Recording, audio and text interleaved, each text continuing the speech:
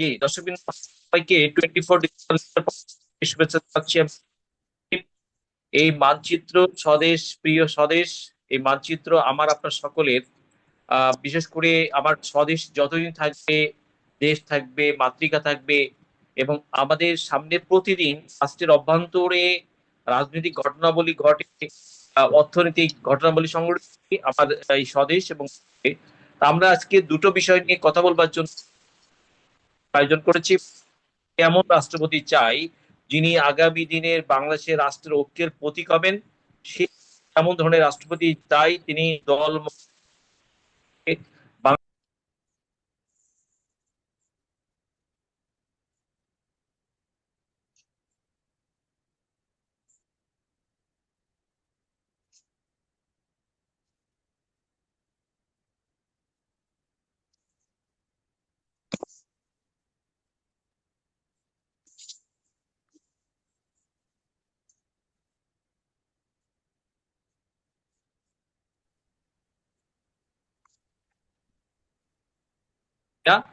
আমি অ্যাডভোকেট মাসুদ প্রদানি। ভাই শুনতে পাচ্ছেন আমাকে?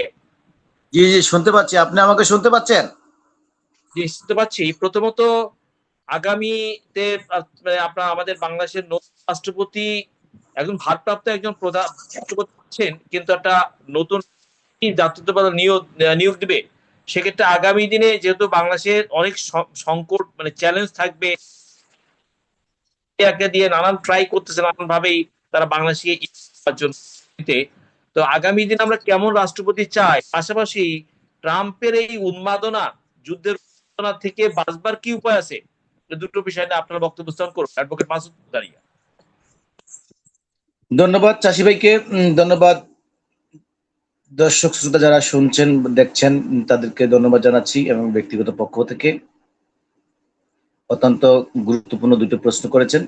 একটি হচ্ছে বাংলাদেশের রাষ্ট্রপতি। বাংলাদেশের রাষ্ট্রপতি বাংলাদেশের সংবিধানের সর্বোচ্চ পদাধিকার লোক। যদিও সাংবিধানিকভাবে ওনাকে বাস্তবিক অর্থে ওনাকে আমরা অনেক ক্ষেত্রে দেখা যায় সেভাবে তার সার্ভাইভ করতে পারে নাই। ইতিপূর্বে আমরা দেখেছি প্রধানমন্ত্রী কিংবা মন্ত্রী পরিষদের কনসাল্ট ছাড়া বা ক্ষমতাসীন রাষ্ট্রের যারা থাকে তাদের কথা ছাড়া রাষ্ট্রপতি কিছুই করার ক্ষমতা থাকে না যদি আমরা দেখি। কিন্তু প্রকৃতপক্ষে প্রত্যেকটা নিয়োগ থেকে শুরু করে সব জায়গায় রাষ্ট্রপতির বিশাল ভূমিকা। এবং রাষ্ট্রের ক্রাইসিস মুহূর্তে দল থাকবে, রাজনৈতিক দল থাকবে, মানুষের মত এবং পথের পার্থক্য থাকবে, এটাই স্বাভাবিক। কিন্তু একটা রাষ্ট্রের রাষ্ট্রপতি অত্যন্ত গুরুত্বপূর্ণ একটা পদ এবং ব্যক্তি। উনি হচ্ছেন রাষ্ট্রের ক্রাইসিস মুহূর্তে ইন্টারনাল হোক আর বা আউট হোক, যেভাবে হোক রাষ্ট্রের ক্রাইসিস মুহূর্তে ওনার বড় ভূমিকা আমরা সবসময় দেখি যে রাষ্ট্রপতি রাখতে পারেন। এবং ক্রাইসিস মুভমেন্টে যেমন শেখ হাসিনা 5ই আগস্টে চলে গেলেন, চুপ্পু সাহেব দীর্ঘদিন যে অস্থায়ী যেই আমাদের সরকার তৈরি হয়েছে ওই সরকারও উনি ওনার কাছে শপথ নিয়েছেন। পরবর্তীতে নির্বাচন হয়েছে, নির্বাচনী সরকারও ওনার কাছে শপথ নিয়েছেন।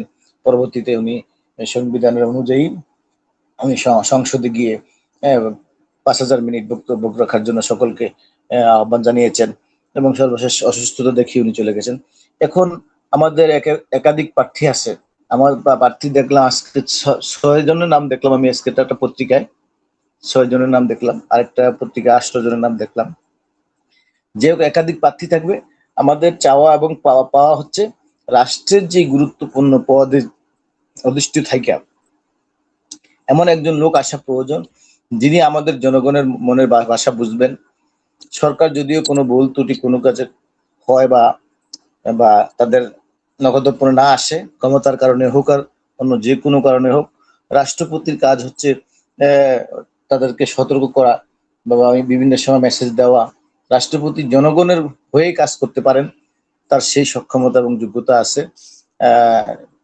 যে পদে আছেন উনি সরকারকে বিভিন্ন বিষয়ে করতে পারবেন। আমরা আগামী রাষ্ট্রপতি চাই বাংলাদেশের জনগণের মন মর্যাদা এবং পার্শ্ববর্তী রাষ্ট্র ভারত যেই তারা যাবে যেভাবে আমাদের রাষ্ট্রকে নিয়ে কি করতেছে আমরা চাই যে ভারত প্রবমুক্ত বাংলাদেশকে এই সরকার যেভাবে মোটামুটি কিছুটা। জি জি। জি, রক্ত আন্দোলনে আপনার বিশেষ করে জনস্বার্থ বিরোধী যখন একটা ফ্যাসিস্ট সরকার ছিল, তখন রাষ্ট্রপতির কিন্তু দলকানা ছিল। তিনি জনগণের পালস বুঝতে পারেন না। রাষ্ট্রপতি সাংবিধানিক একজন গার্ডিয়ান হলেও কিন্তু সর্বোচ্চ পর্যায়ের ব্যক্তি হন। পাশাপাশি জুলাই যে সনদ হয়েছে, যে জুলাই সনদে আপনার রাষ্ট্রপতিকেও চেক অ্যান্ড ব্যালেন্সে মানে বাড়তি কিছু ক্ষমতা দেওয়ার একটা প্রক্রিয়া বিবেচনাধীন আছে, যেটা বিএনপিও সেটাকে মেনে নিয়েছে। যেমন আপনার সেই ক্ষমতা হলো যে আপনার দুর্নীতি দমন কমিশনের চেয়ারম্যান নিয়োগ করা, প্রধান বিচারপতি নিয়োগ, তারপরে প্রধান নির্বাচন কমিশনার নিয়োগ, অডিটর জেনারেল নিয়োগ। এইভাবেই 6টা বিষয়টাকে সামনে বিবেচনায় বিএনপি রেখেছে, যাতে সংবিধানের চেক অ্যান্ড ব্যালেন্স পাওয়ারটা আগামীতে থাকে। যখন রাষ্ট্রের রাজনৈতিক ক্রাইসিস দেখা দেয়, তখন যেন রাষ্ট্রপতিও একটা বড় ভূমিকা রাখতে পারেন। এই চেক অ্যান্ড ব্যালেন্সের জায়গায় বাংলাদেশ আগামীতে যেতে চায়। এটা তো বিগত দিনে দেখা যাচ্ছে দলকানা রাষ্ট্রপতি যখন সংস্কার থাকে। কমিশনে দেখেছি, আপনার প্রশ্নটা বুঝতে পেরেছি চাষি ভাই, আমি আপনার প্রশ্নটা বুঝতে পেরেছি। সংস্কার কমিশনে ইতিপূর্বে ইন্টার গভর্নমেন্টের সময় এই বিষয়ে সকল রাজনৈতিক দল এবং বিভিন্ন পেশার বা বিভিন্ন সাংবাদিকরাও এগুলো নিয়ে খুব আলোচনা করেছে, এবং বিএনপি, জামাত ইসলাম সহ এনসিপি, অন্যান্য রাজনৈতিক দল যারা ছিল তারাও তাদের বক্তব্য পেশ করেছে, আমরা এগুলো দেখেছি। এবং তারা বিভিন্ন সংস্কারের কেউ পক্ষে বিপক্ষে বিভিন্ন মতামত দিচ্ছে। যেখানে রাষ্ট্রপতির ক্ষমতা চেক অ্যান্ড ব্যালেন্সের যে কথাটা বলেছেন, সেখানেও কিছু কিছু বিষয় নোট অফ ডিসিশন দিয়ে বিএনপি কিছু কিছু বিষয়ে এগ্রি হয়েছেন, এবং সেখানে রাষ্ট্রপতির ক্ষমতাটাকে কিছু কিছু কিছু ক্ষেত্রে বৃদ্ধি করা যায় কিভাবে সে বিষয়ে আলোচনা করেছেন তারা। তো যাই হোক, আমরা ওইগুলো আমরা দেখেছি। আমরা সামনের দিকে কি হবে, সংবিধান সংশোধন হইলে বা সংশোধন করার আগে তো একটা কমিশন হয়, বা একটা কমিশন গঠন করে সংবিধান সংশোধনী কমিটি হবে। কমিটির মাধ্যমে পরবর্তীতে যদি সেটা সংসদে আসে, আমরা পরবর্তীতে দেখতে পারবো যে সংশোধন হইলে কি ক্ষমতা আসে না আসে। কিন্তু বর্তমান পজিশনে আমরা যেটা বুঝতে পারছি যে আমাদের জনগণের আকাঙ্ক্ষা হচ্ছে আমরা দুমুঠো ভাত খেতে পারলে, এবং আমরা স্বাধীন এবং সার্বভৌমত্ব, আমাদের 1 ইঞ্চি মাটি যাতে আগ্রাসী ভারত সরকার না নিয়ে যেতে পারে, এবং আমাদের দেশটা যাতে স্থিতিশীল থাকে, সকল রাজনৈতিক দলকে এই দেশের পক্ষে যেন একত্রিত করতে পারে। রাষ্ট্রপতি শুধু একটা রাজনৈতিক দলেরই নেতা হবেন না, বা একটা সংসদের নেতা হবেন না, উনি সকলের নেতা হবে, সকল মতের, সকল পদের, সকল গ্রুপের প্রত্যেকেরই হবে। এই রাষ্ট্রপতি সকলেরই মানুষ হবেন, উনি সকলের কথা শুনবেন, সকলেরই ব্যথা বুঝবেন, বিশেষ করে জনগণের ব্যথা তো বুঝতেই হবে। এরকম একটা রাষ্ট্রপতি আমরা চাই, যিনি জনগণের পালস বুঝবেন এবং সেভাবে স্টেপ নিবেন। এবং রাষ্ট্রপতি আপনার চুপু সাহেব উনি 5ই আগস্টে ভূমিকা রাখেন নাই, সকল ভূমিকা রেখেছে। দেখছি আমরা সেখানে সেনাপ্রধান রেখেছে। চুপু সাহেব ইচ্ছা করলে ওই সময় রাজনীতির বাইরে এসে উনি রাষ্ট্রকে আগলে রাখতে পারতেন। যাই হোক, উনি করেন নাই, ওনার ক্ষমতা ছিল। রাষ্ট্রপতি যদি ওই সময় ইচ্ছা করতেন, ওই সময় কিছুটা হলেও চেষ্টা করতে পারতেন, কিন্তু সেখানে দেখলাম যে আপনার কাছে আসছি। দেখুন, বিগত সময় ফ্যাসিস্ট বা গণতান্ত্রিক সরকার সময় যখন দিনের ভোট রাতে তারপর দামি ভোট করা হয়েছিল, তখন রাষ্ট্রপতির ক্ষমতা ছিল না বিধায় তিনি কিন্তু এইভাবে এই জায়গাতে কোনো ভূমিকা রাখতে পারেন নাই। সেক্ষেত্রে ঐতিহাসিক বাস্তবতায় আমাদের সংবিধানের চেক অ্যান্ড ব্যালেন্স পাওয়ারটা তো দরকার। কারণ যখনই একটা গণতান্ত্রিক ভাবে নির্বাচিত সরকার অগণতান্ত্রিক পন্থায় হাঁটেন এবং জনগণের আকাঙ্ক্ষা পালসের বিরোধী অবস্থানে নেন, শুধু ক্ষমতার জন্য রাজনীতি করেন, তখন রাষ্ট্রপতি পাওয়ার যদি থাকে, ব্যালেন্স পাওয়ার থেকে, তাহলে তো রাষ্ট্রপতি সেই সময় সংকটকালীন সময় জনগণের পালসটা উপলব্ধি করতে পারেন, সেখানে ভূমিকা রাখতে পারেন। শাহাবুদ্দিন চুপ করতে তাকে হাত পা বেঁধে রেখেছিল শেখ হাসিনা। এই জন্যই তারা রাতের দিনে করেছে, দামি ভোট করেছে, পুলিশ ডিপার্টমেন্টকে দিয়ে ভোট করিয়ে নিয়েছিল। বলেন। ফ্যাসিস্ট শেখ হাসিনা শুধু রাষ্ট্রপতি নয়, উনি রাষ্ট্রের সকল অর্গানকে, আপনি জুডিশিয়ারি বলেন, লেজিসলেটিভ বলেন, আপনার 4টা অর্গান, প্রত্যেকটাতেই উনি ওনার কথার বাইরে কোনো কিছু হয় নাই। সোজা কথা, ওনার বাইরে কোনো কিছুই হয় নাই। কোথাও যদি আগুন লেগেছে, সেখানে যদি 1-2টা মেয়ের বিয়ে দেওয়ার দরকার ছিল, সেখানেও বিবাহ দিত, শেখ হাসিনার অনুমতি নেওয়া লাগতো। তো কারো কোথাও কোনো আওয়ামী লীগের দুই নেতা ঝগড়া করছে সেটাও উনি করতেন। অর্থাৎ উনি বাংলাদেশে কোথাও কোনো কিছু হইলেই শেখ হাসিনা ছাড়া সর্বশেষ শেখ হাসিনা শেখ হাসিনা শেখ হাসিনা, এই সব জায়গার ভিতরে উনি নিজের ক্ষমতাটাকে নিজের হাতে নিয়ে নিয়েছিলেন।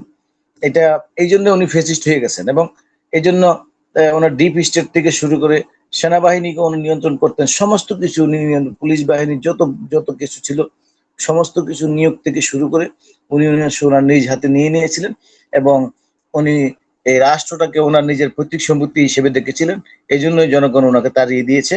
আমরা ওইদিকে যেতে চাই না। আপনি ইরানের কথা বলেছেন, দেখুন ইরান এবং ইসরায়েলের দীর্ঘদিন যুদ্ধ চলছে, সম্ভবত 28শে নভেম্বর থেকে নাকি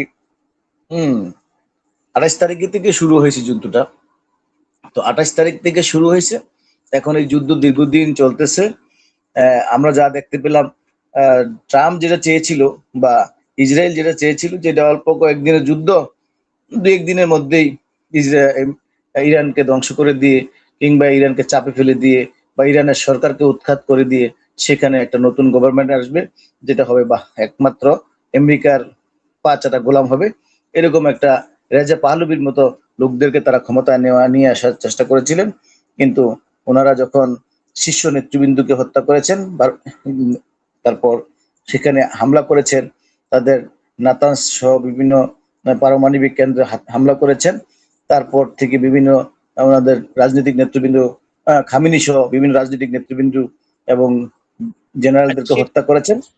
তার মাধ্যমে অ্যাডভোকেট মাসুদ প্রধানিয়া, এখন জি বাস্তবতা হলো আমেরিকা সৌদিকে যুদ্ধ টেনে নিয়ে আসছে, কিন্তু সৌদি দেখলো যে সৌদি আরো ক্ষতিগ্রস্ত হবে, আমেরিকা নিজেকে সেভ করতে হবে, কিন্তু মধ্যপ্রাচ্য আরো ক্ষতিগ্রস্ত দিকে যাবে, সেজন্য সৌদি পিছু টান দিয়েছে।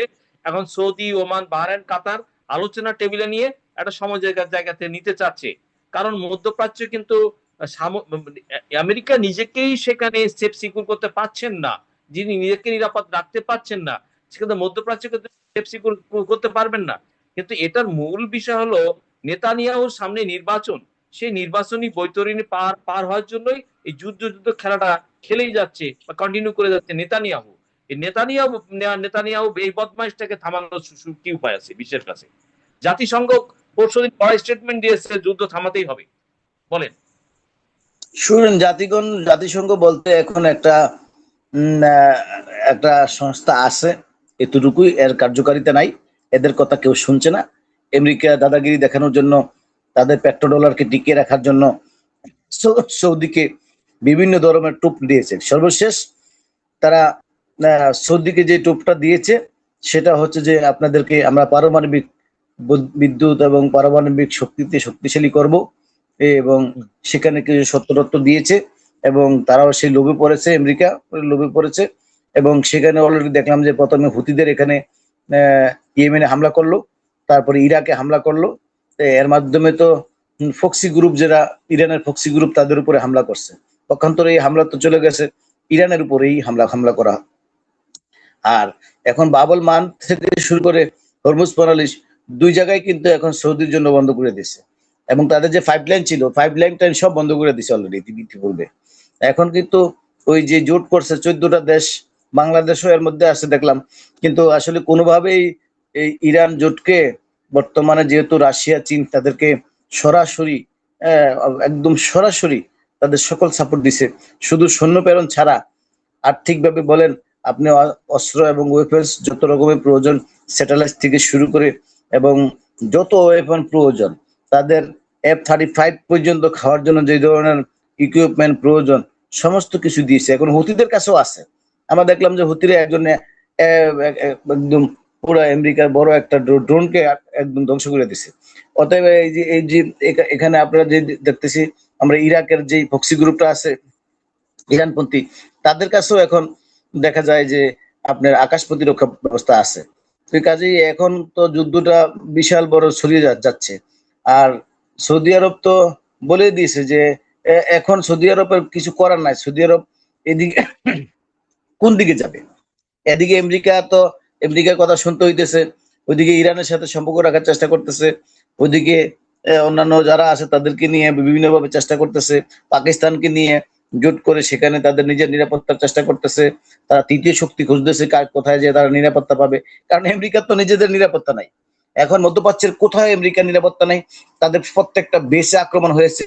এখন বেড়াইতেছে সেখানে একদম বিশৃঙ্খল অবস্থা, সেখানে একদম নো কন্ট্রোল। যখন দেখছে যে সৈন্য টন্য বাড়াইছে, অস্ত্র টস্ত্র নিয়ে আসলো, আবার আক্রমণ করবে, ইসরায়েল এবং আমেরিকা মিলে, ইরান যখন টের পেয়েছে, টানা 3 দিন হামলা করেছে। এমন হামলা করেছে তাদের বেসগুলোরে একদম প্রায় মাটির সাথে মিশিয়ে দিছে। মানে কুয়েত, বাহরাইন সহ প্রত্যেকটা রাষ্ট্রতে দিছে, একদম গুড়িয়ে দিছে। এখন প্রশ্ন হচ্ছে যে সামনের দিকে একাধিকবার হামলা করেছে তারা, তাদের যেই আপনার পেট্রয়েড ক্ষেপণাস্ত্র বা তাদের যেই স্যাটেলাইট চোখ মুখ যেখানে যেখানে আছে, সেখানে সেখানে যেগুলো যে ইন্টারসেপ্টর যে এগুলা ছিল, এগুলো প্রায় ধ্বংস করে ফেলাইছে, আবার তৈরি করছে, আবার ধ্বংস করে দিছে।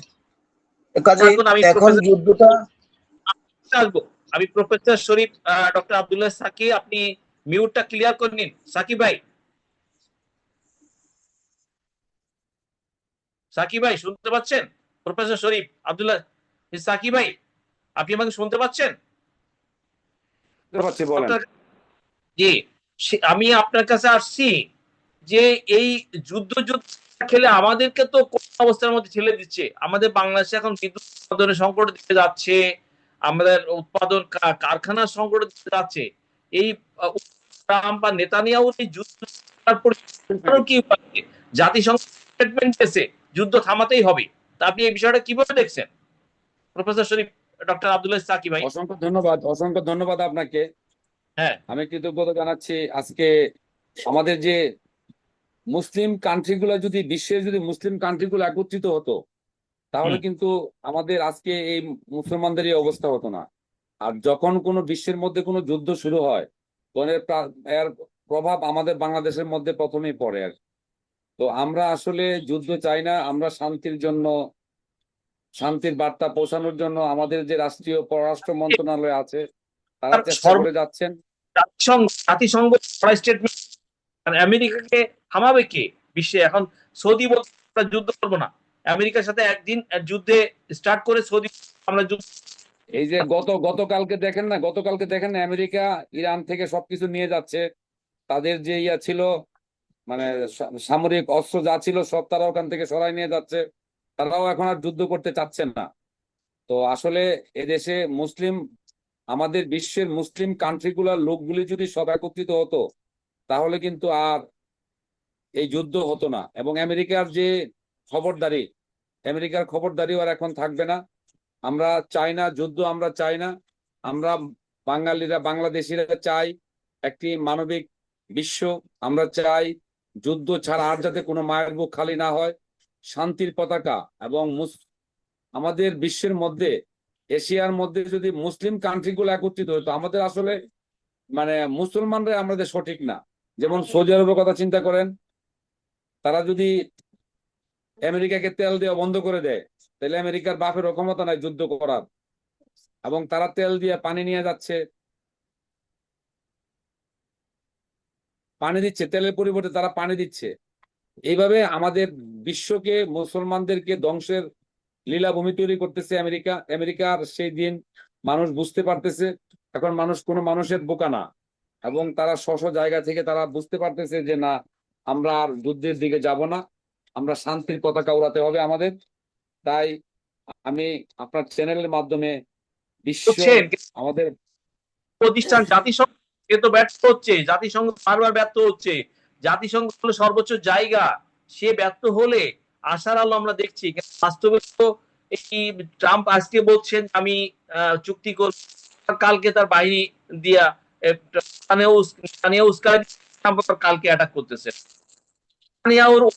চুলকানি হবে কি? বহির্বিশ্বের যে অবস্থা, আমাদের ট্রাম্প তো এটা একতরফা হবে, তাদের তো মন গরমে কাজগুলা করতেছে। ট্রাম্পের তো সব সমস্যাই, সবসময় তারা একরূপ ভাবে কাজগুলা করতেছে। এগুলা কখনো মানে মেনে নেওয়া যায় না। এটা অন্যায়, অন্যায়কে অন্যায় বলতে হবে। আমরা চাই না আমেরিকার দলদাস হতে, আমরা চাই না ভারতের দলদাস হতে। আমরা চাই একটি মানবিক বিশ্ব। হ্যাঁ, আমরা চাই কিন্তু সকল মুসলিম কান্ট্রিগুলা একত্রিত হয়ে এই শরীফ জাতিসংঘের আব্দুল্লাহ, মাধ্যমে। হ্যাঁ, গত 1 বছরে ভারত থেকে ইসরায়েল বিদেশ বাইরের থেকে যত অস্ত্র নিয়েছে, ড্রোন ক্ষেপণাস্ত্র 60% নিয়েছে ভারত। মুসলমানদের মারার জন্য তো ভারত ও ইসরায়েলের সাথে একাট্টা হয়েছে। মোদিও তো আরেক যুদ্ধবাজ, মুসলিম নিধনের আরেক যুদ্ধবাজ, বিশিষ্ট যুদ্ধবাজ এই শিবিরে মোদি। সেটাই তো বলতেছি, আমরা তো ভারতকেও চাই না, ইন্ডিয়াকে আর মানে আমেরিকাকেও আমরা চাই না। আমরা চাই শান্তি, আমরা যুদ্ধ চাই না। আমরা বিশ্বের কাছে মানবিক, বিশ্বের স্বপ্নদ্রষ্টা হিসেবে আমরা চাই যে বিশ্বে আর কোনো যুদ্ধ না হোক, এবং আমেরিকার দলদাস হতে চাই না, ভারতেরও দলদাস হতে চাই না। আমাদের দেশপ্রেম জাগ্রত করতে চাই, এবং ইউনাইটেড স্টেট, জাতিসংঘ, জাতিসংঘের মাধ্যমে এবং জাতিসংঘের মহাসচিবের মাধ্যমে বিশ্বের কাছে যদি আমরা সেই বার্তা পৌঁছাতে পারি, বাংলাদেশের যে পররাষ্ট্র মন্ত্রণালয় আছে, পররাষ্ট্র মন্ত্রণালয়ের মাধ্যমে এই বার্তা পৌঁছানো হোক যে আমরা যুদ্ধ চাই না, আমরা শান্তি চাই। আপনার চ্যানেলের মাধ্যমে সে উদাত্ত আহ্বান আমি জানাচ্ছি। ধন্যবাদ আপনাকে। আচ্ছা, আপনাকে ধন্যবাদ। কৃতজ্ঞতা প্রফেসর শরীফ ডক্টর আব্দুল্লাহ সাকি ভাই, প্রফেসর ডক্টর শরীফ আব্দুল্লাহ সাকি ভাই। আমি দর্শকবৃন্দ, আপনারা শুনছেন বাংলাদেশের আমরা কেমন রাষ্ট্রপতি চাই এবং যুদ্ধ থামানো, ইরান আমেরিকা এই যে যুদ্ধ, অনৈতিক যুদ্ধ আমেরিকা করছেন ইসরায়েল, এই অনৈতিক যুদ্ধটা থামানো কি উপায় আছে? কারণ বাংলাদেশও ক্রাইসিসের মধ্যে পড়ে গেছে। বাংলাদেশের তেলের সংকট হচ্ছে, গ্যাসের সংকট হচ্ছে, বিদ্যুৎ উৎপাদনে প্রচন্ড একটা ঘাটতি দেখা দিয়েছে, এবং বিশেষ করে উৎপাদনশীল খাতের উপরেও একটা নেতিবাচক প্রভাব পড়েছে। এ বিষয়ে এতক্ষণ কথা বললেন প্রফেসর ডক্টর আলাস শরীফ সাকি ভাই, এবং কথা বলেছেন অ্যাডভোকেট মাসুদ প্রদানিয়া। এরপর যে ডক্টর কাজী মনিরুজ্জামান ভাই আসছেন, রাজনৈতিক বিশ্লেষক, সমাজ বিশ্লেষক। ডক্টর কাজী মনিরুজ্জামান ভাই, আপনাকে সালাম শুভেচ্ছা জানাচ্ছি। ডক্টর কাজী মনিরুজ্জামান ভাই, বাংলাদেশও একটা চ্যালেঞ্জের মধ্যে পড়ে গেছে। তেলের আমদানি কম, গ্যাসের ডিজেলের আমদানি কম। মাননীয় প্রধানমন্ত্রী তারেক রহমান তিনি মালয়েশিয়ার কাছে অলরেডি ডিজেল চেয়েছেন। তো সেক্ষেত্রে জাতিসংঘের সর্বোচ্চ পর্যায়ে চেষ্টা করছে যুদ্ধটা থামিয়ে দেওয়া, এবং আমেরিকার সাথে সৌদি আরব আর যুদ্ধ শুরু করে সেও থেমে গেছে। সৌদি বলছে যে আমরা যুদ্ধ করতে চাই না, আমরা একটা মধ্যপ্রাচ্যে আমরা একটা শান্তি চাই। ডক্টর কাজী মনিরুজ্জামান ভাই, এই যুদ্ধ থামানোর কি উপায় আছে জাতিসংঘের কাছে? ডক্টর কাজী মনিরুজ্জামান ভাই। ধন্যবাদ আপনাকে, এবং যারা দুইজন সহ আলোচক আছেন তাদেরকে সালাম, এবং যারা এখন দেখছেন পরবর্তীতে দেখবেন সকলকে জানাচ্ছি সালাম, আসসালামু আলাইকুম। আপনার বিষয় হচ্ছে যে সর্বপ্রথম কথা হচ্ছে আমাদের বাংলাদেশে গ্রামগঞ্জে একটা কথা প্রচলন আছে, যেমন কুকুর তেমন মুগুর। এখন সেইটা আসলে আজকে যে পরাশক্তি বলেন এবং সারা বিশ্বে ক্ষমতার অপব্যবহারকারী বলেন, ক্ষমতা কুক্ষিগত করতে চায়, তারাই সবকিছু করতে চায়, হর্তাকর্তা, দাদাগিরি। এই আমেরিকাকে সেই যেমন কুকুর তেমন মুগুরটা দিবে কে? তবে হ্যাঁ, আসতেছে। আজকে চায় না এরকম একটা অবস্থানে অল্প সময়ের মধ্যে চলে যাবে। হয়তোবা যদি এইটা অনুধাবন করতে পারে যুক্তরাষ্ট্র, তাহলে তাদের জন্য ভালো ভবিষ্যতে। আমি বলতে চাচ্ছি যে এখন আপনার যা আছে সেইটা নিয়ে যদি আপনি চিন্তা করেন, তাহলে এই যুদ্ধ থামানোর জন্য এই মধ্যপ্রাচ্য সৌদি আরব যা বলেছেন, সেইখানে তাদের স্থির থাকলে যে আমরা যুদ্ধ চাই না, আমরা শান্তি চাই, কিন্তু সেইখানে তো স্থির থাকতে পারে না। আমাদের বাংলাদেশেও কিন্তু জামাতের আমির মহোদয় বলে যে আমরা নেতানিয়াহু নেতানিয়াহু সামনে নির্বাচন, নেতানিয়াহু চুলকাচ্ছে। নেতানিয়াহু তো আমেরিকাকে বারবার এই যুদ্ধের দিকে, আমেরিকা মিস্টার ট্রাম্প পিছু টান দিচ্ছে, নেতানিয়াহু আবার সামনে টেনে নিয়ে আসতেছে। নেতানিয়াহু তো বড় ক্রিমিনালগিরি করতেছে কেন বলেন? আমি তো সেটা আমি বলছি যে বাংলাদেশও এরকম স্থির থাকতে পারে না। জামাত ভালো বলে খারাপ বলে, এরকম বিশ্বে একটা অভ্যাস হয়ে গেছে। আপনাকে বলবে একটা, আবার পরবর্তীতে করবে একটা। আমরা যদি বিশেষ করে আমাদের দুইজন আলোচক বলে গেছে যে মুসলিম বিশ্বগুলো যদি ঐক্যবদ্ধ থাকে, এবং আমাদের উপরই তো আসলে ওরা নির্ভরশীল আছে।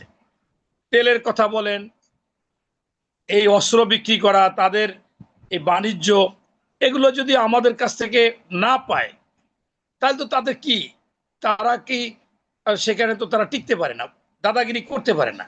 কিন্তু আমরা তো সেখানে স্থির থাকতে পারি না।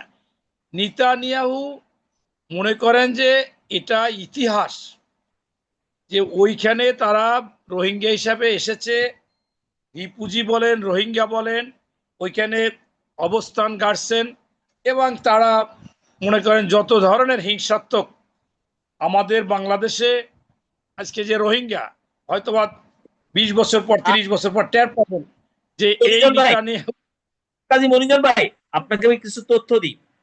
আপনার যখন জার্মানি থেকে মার খেয়ে হিটলার যখন 60 লাখ পাঠালো, আপনি পাঠাইছিল হয়তো 5 থেকে 7 লাখ। আপনার তারা কিন্তু তারা শেল্টারে কোনো ছিল না। তখন তুরস্ক, মধ্যপ্রাচ্য, ব্রিটেনের নিয়ন্ত্রণ কলোনিয়াল কান্ট্রি ছিল, স্টেট ছিল। তখন ব্রিটিশের প্রাইম মিনিস্টার বেলফোর্ড তিনি ম্যানেজ করে তাদেরকে রিফিউজি হিসাবে 7 লাখ রিফিউজিকে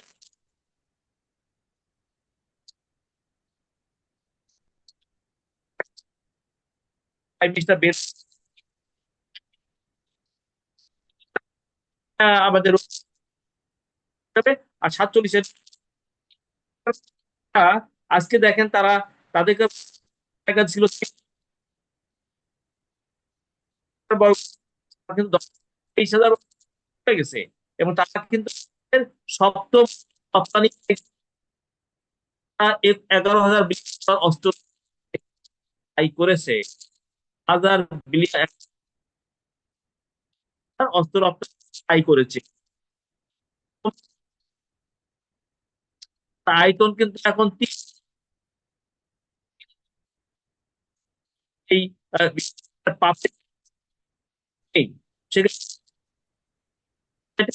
পারে তাহলে ইসরায়েল। বলুন। যে আপনার কথাগুলো ভাঙা ভাঙা আসছে, আমি ভালো কোনটাই বুঝি নাই। কথা 10% আসছে। এনিওয়ে, আপনি বলতে চাচ্ছেন যে ইতিহাস বলতে চাচ্ছিলেন যে সেই হিটলার বা অন্যান্যগুলা এটা এবং কিভাবে ওই সময় 7 লক্ষ এসেছে সেইটা বলছিলেন রোহিঙ্গা হিসাবে বা রিফিউজি হিসাবে। তা আমি বলতে চাচ্ছি যে আসলে যে কোনো জায়গায় কোনো সময় যদি রোহিঙ্গা আসে, সেটা পৃথিবীর ইতিহাসে এমন হয় যে তারা এত খারাপ হয় যে তারা কাউকে কোনো কিছু পাত্তা দেয় না। কারণ সেইটাই হচ্ছে আজকে ইসরায়েল। এবং এই ইসরায়েলের সাথে ভারত যেহেতু এক হয়েছে, কেন ভারত হচ্ছে এখন সম্পূর্ণ মুদি হচ্ছে মুসলমান বিদ্বেষী। সে কোনোভাবে মুসলমানকে মেনে নিতে পারে না। তাকে যদি অনেকে উপকারও করে তাইলেও না, সে কখনো চিন্তা করে না যে এই ভারতবর্ষকে টিকিয়ে রেখেছে, সভ্যতা রেখেছে মুসলমানরা। এই স্বাধীনতা যুদ্ধে ভারতে 62,000 প্লাস শহীদ হয়েছে মুসলমান, 92,000 জায়গায়। অতএব তারা এইটা এখন সেই ইসরায়েলের সাথে ভারত যোগ হয়েছে। এবং আমেরিকা তো সুবিধাবাদী আছি। আমেরিকার টার্গেট হচ্ছে যে তার অস্ত্র বিক্রি করা এবং সে একটা দেশের সাথে একটা দেশে বাজিয়ে দিয়ে একটা দেশ থেকে সুবিধা। সোজা কথা হচ্ছে যে তার অবস্থানটা টিকিয়ে রাখা। এখন সবকিছু মিলে আপনার এই যুদ্ধ, যেটা ইসরায়েল বা আমেরিকা বা ভারত যেভাবে চিন্তা করছে সেইভাবে হবে না। কারণ আপনার পিঠ যদি দেয়ালে ঠেকে যায়, আপনি তো আর পিছনে যাবেন না, সামনে আগাবেন। তাই ইরানের একটাই কথা, হয় মারবো না হয় মরবো। কিন্তু তাদের আশা ভরসা চিন্তা ভাবনা কৌশলে তারাই ইনশাল্লাহ বাঁচবে। পাশাপাশি যদি অন্য অন্য দেশগুলো আমরা স্থির থাকি এবং আমরা যদি এই যুদ্ধ বিরতি চাই, বিরতি না একেবারে স্টপ চাই, তাহলেও সম্ভব হবে। এই জন্য আমি মনে করি এই যুদ্ধ থামানোর জন্য জাতিসংঘের কথা তো শুনে না, তারপরও যদি সকল রাষ্ট্রগুলো ঐক্যবদ্ধ হয়, মুসলিম কান্ট্রিগুলো ঐক্যবদ্ধ হয় এবং চাপ দেয়, জাতিসংঘেকেও চাপ দিলে এই যুদ্ধ একেবারে স্টপ হওয়ার কথা। এর বিকল্প স্টপ হবে না, হয়তোবা ওদেশেও হতাহত হবে, ইসরায়েলেরও হতাহত হবে এবং এই ইরানেরও হবে। পার্শ্ববর্তী দেশ যেখানে যেখানে আমেরিকার ঘাঁটি আছে সেইখানে ইরানও হামলা চালাবে। আপনারা জানছেন যে ইতিমধ্যে যখনই ইসরায়েল এবং আমেরিকা যৌথভাবে একটি পরামর্শ করেছিল কিভাবে একটা যুদ্ধ করে অল্প সময়ের মধ্যে ইরানকে শেষ করে দিবে, সাথে সাথে ওনরা আশেপাশে যে সমস্ত আমেরিকার ঘাঁটি, সেই ঘাঁটিগুলোতে শক্তিশালী আপনার আক্রমণ করেছেন এবং সেখানে একেবারে ধুলায় মিশিয়ে দিয়েছেন। অতএব এইটা অন্য অন্য রাষ্ট্রের ক্ষেত্রে যেমন ওনরা সহজ মনে করেছিল ইরাক বা লিবিয়া বা অন্য আফগানিস্তান সেরকম এত সহজ হবে না। এটাই হচ্ছে আপনার এই যুদ্ধের মূল কথা। জি, আমার পাশাপাশি বাংলাদেশে আপনার বিশেষ করে আমরা কেমন রাষ্ট্রপতি চাই এবং রাষ্ট্রপতিকে পাওয়ার ব্যালেন্স দেওয়া উচিত জুলাই সনদে অবশ্যই ক্ষমতার ভারসাম্য অবশ্যই জি জি বলেন। যে আমি বলি হ্যাঁ, অবশ্যই প্রেসিডেন্ট এবং প্রধানমন্ত্রীর উপর মধ্যে একেবারে ভারসাম্য থাকা উচিত। হুম, এইটা না থাকলে স্বৈরাচার ফ্যাসিস্ট এদের আবির্ভাব হয়, জালিমের আবির্ভাব বেশি বেশি হয়। সেই ক্ষেত্রে এটা উচিত। এবং আমার প্রথম যে ভাই অ্যাডভোকেট সাহেব সে বলেছে যে একজন প্রেসিডেন্ট হবে, জনগণের পালস বুঝবে এবং সেই অনুযায়ী করবে। সেইটা ঠিক আছে, জনগণ কি চায় জনগণের, কিন্তু আমি মনে করি পালস একটা জিনিস, কারণ অনেক সময় পালস না বুঝেও অন্যায়ভাবেও কিছু কাজ করে, সেইটা পালস হতে পারে না। আপনার দেশের স্বার্থে, দেশের সার্বভৌমত্বের স্বার্থে এবং দেশের জনগণের স্বার্থে আপনার এই যেই প্রেসিডেন্ট হবে তার কাজ করতে হবে, আমি মনে করি এইটা। আর ওই ভাই বলেছিলেন যে জনগণ চায় দুই বেলা দুমুঠো ভাত খেতে চায় এবং দেশ সার্বভৌমত্ব রক্ষা করতে চায়, এই কথায় আমি এক না। কারণ আমি এই ফ্যাসিস্ট আওয়ামী লীগের সময় দেখে প্রচুর পরিমাণ সুবিধাবাদী, তারা তাদের ব্যক্তিগত আখের গোছাইতে চায়, কে মরল কে বাঁচলো সে তার স্বার্থ নিয়ে বাঁচতে চায়। আমি আপনাকে একটা সেন্সিটিভ দুই তিনটা উদাহরণ বলি, আপনি বুঝবেন।